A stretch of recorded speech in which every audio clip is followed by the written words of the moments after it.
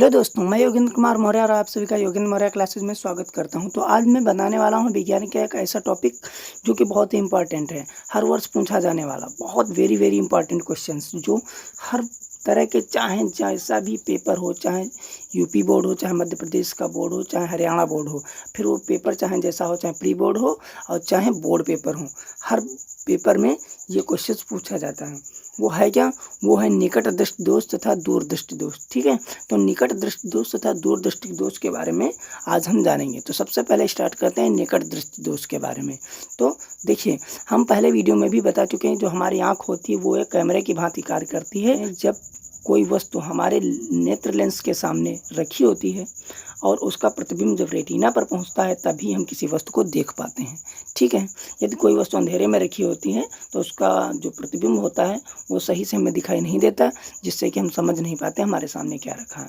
किसी वस्तु को अपनी आँखों से सही से न देख पाना ही दृष्टि दोष कहलाता है। तो एक बार समझिए कि निकट दृष्टि दोष के कारण क्या होते हैं। हमारा जो नेत्र गोलक होता है, ये नेत्र गोलक जो होता है उसी में कुछ न कुछ प्रॉब्लम आ जाती है, या जो नेत्र लेंस होता है इसमें ही कुछ न कुछ खराबी आ जाती है, जिसकी वजह से क्या होता है, जो प्रतिबिंब होता है वो रेटिना पर ना बन करके ही पहले ही पी बिंदु पर बन जाता है, जिससे रेटिना सही से समझ नहीं पाता और हमें वस्तु साफ दिखाई नहीं देती है। तो ये किन कारणों से हो सकता है? तो नंबर 1 कारण हो सकता है नेत्र लेंस के पृष्ठों की वक्रता कभी कभी बढ़ जाती है। जो नेत्र लेंस का पृष्ठ होता है उसकी वक्रता कभी कभी बढ़ जाती है, जिससे जो फोकस दूरी होती है वो कम हो जाती है।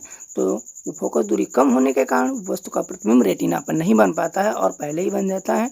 इस कारण इस निकट दृष्टि दोष हो सकता है। ठीक है, तो दूसरी बात, निकट दृष्टि दोष में होता क्या है, वस्तु जो है वस्तु का प्रतिबिंब रेटिना से पहले बनता है, इतना भी ध्यान रखें। यानी निकट दृष्टि दोष में रेटिना पर प्रतिबिंब न बन करके निकट ही बन जाता है, समझ लीजिए। ठीक है, नेत्र गोलक के अंदर ही बन जाता है। अगली बात, अगला कारण हो सकता है शायद पहले ये रेटिना यहीं पर हो, पर हो सकता है ये नेत्र गोलक ही बढ़ गया हो। यदि नेत्र गोलक ही बढ़ जाएगा तो रेटिना स्वतः ही यहाँ से खिसक करके यहाँ आ जाएगी, जबकि वस्तु का प्रतिबिंब तो सिर्फ यहीं तक आता है, इसलिए भी ये साफ दिखाई नहीं देगा क्योंकि अब रेटिना यहाँ पर आ चुकी है। तो ये 2 कारण हैं। तो इन कारणों को ठीक करने के लिए हम अपने आँख में कैसा लेंस लगाते हैं, एक अवतल लेंस का यदि हम प्रयोग करते हैं चश्मे के रूप में, तो हमें वस्तु का प्रतिबिंब रेटिना पर साफ दिखाई देने लगता है। तो होता क्या है, दूर से आने वाली यानी अनंत से आने वाली जो प्रकाश की किरणें होती हैं वो हमारे जब लेंस पर पड़ती हैं, वो लेंस उनकी फोकस दूरी को क्या कर देता है, बढ़ा देता है। ये जो लेंस होता है अवतल लेंस, ये क्या करता है, जो प्रकाश की किरणें होती हैं उसको फैलाने का कार्य करता है, यानी बढ़ाने का कार्य करता है। ठीक है, तो वो लेंस के द्वारा जब कोई भी वस्तु का प्रतिबिंब आता है तो उसके प्रकाश की किरणों को फैला दिया जाता है, जिससे कि क्या होता है, पहले जो रेटिना पर ना बन करके पहले ही प्रतिबिंब बन जाता था, जबकि अब लेंस लगाने के बाद क्या होगा, उसका प्रतिबिंब दूर जा करके रेटिना पर ही बन जाता है, जिससे कि हमें वस्तु साफ साफ दिखाई देने लगती है। तो कभी कभी पूछ लेते हैं कि निकट दृष्टि दोष को दूर करने के लिए कौन सा लेंस लगाया जाता है। ठीक है, तो उसका उत्तर होगा अवतल लेंस। निकट दृष्टि दोष के लिए अवतल लेंस का प्रयोग किया जाता है। तो चलिए अब स्टार्ट करते हैं, इसके बाद में दूर दृष्टि दोष के कारण तथा उसका निवारण जानेंगे। ठीक है, तो देखते रहिए।